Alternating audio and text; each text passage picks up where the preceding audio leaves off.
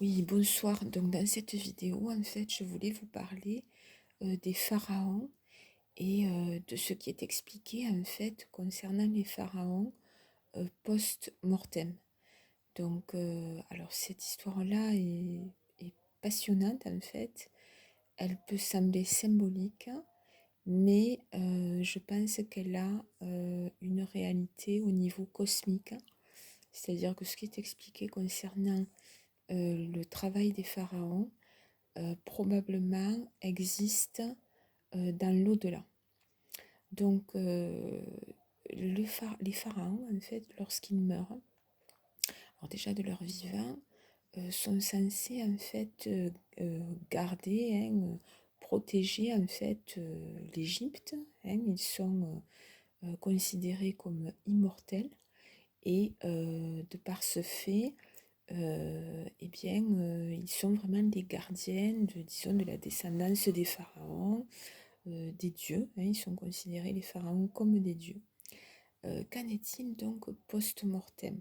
Alors, post-mortem, en fait, il est dit que les pharaons retrouvent leur jeunesse, en fait, hein, leur état de jeunesse, et que cette jeunesse est éternelle.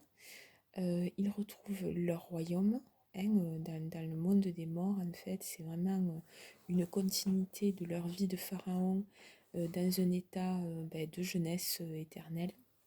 Mais ils ont un travail à faire, puisque dans ce royaume de l'après-vie, le jour se lève et il se couche. Et à la tombée de la nuit, dans ce monde donc des pharaons post-mortem, il y a en fait une traversée à accomplir sur une barque en fait, et les pharaons sont, disons, les protecteurs, en fait, les gardiens, je vais simplifier, hein, mais ce sont les gardiens du dieu soleil, le Atumré, quoi, hein, le soleil. Et donc le but, en fait, c'est que le soleil puisse se lever euh, après la nuit.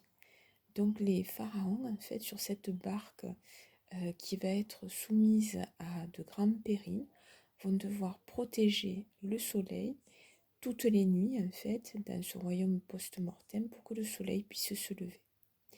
Et il est dit, en fait, qu'à la septième, donc il y a des dangers, hein, ils doivent vraiment affronter de nombreux dangers, et il est dit que à la septième heure de la nuit, donc après que le soleil se soit couché, eh bien, Apophis, qui est un serpent en fait énorme et qui est le serpent du chaos en fait, hein, va tout faire pour, disons, détruire en fait la barque et empêcher le soleil de se lever à nouveau dans un but bien précis, à savoir que l'idée c'est de détruire finalement l'harmonie du monde et replonger le monde dans la torpeur et le chaos en fait, hein, dans une sorte de torpeur qui n'est ni mort ni vie, et un état de magma en fait. Et donc le pharaon va devoir protéger la barque et surtout protéger le soleil, Ré, pour l'amener à se lever comme voilà, à se lever le matin. Voilà. Et ça, en fait, disons, ce passage, en fait, c'est un passage qui se réalisera toutes les nuits. Donc, Pharaon éternel va devoir de manière éternelle protéger le soleil du chaos et d'Apophis, cet énorme serpent chtonien qui va attaquer toutes les nuits à la septième heure de la nuit.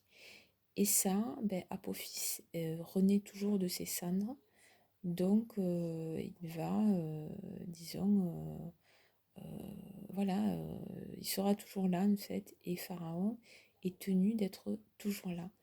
Et concernant Pharaon, en fait, hein, les pharaons se succèdent. Mais il est dit que chaque pharaon qui meurt, en fait, descend dans le royaume des morts, où il a une vie éternelle et où il protège en fait le soleil, jusqu'à ce que le pharaon qui lui succède descende dans le monde des morts en fait, le monde de l'après-vie, et finalement récupère euh, tous les pharaons avant lui, d'accord? C'est comme s'il absorbait les autres pharaons, il devenait les autres pharaons, ce qui lui donne encore plus de force en fait. C'est pas une guerre, voilà, c'est juste l'éternité qui continue. Et donc le pharaon récupère ce qu'on appelle l'armée en fait des pharaons, qui est là pour veiller sur le monde des morts. Je trouve cette histoire extrêmement intéressante pour avoir, hélas, vu de quoi il était question concernant Apophis, qui, sous d'autres traditions, est le serpent Lucifer, hein, mais c'est la même histoire qui se répète à l'infini.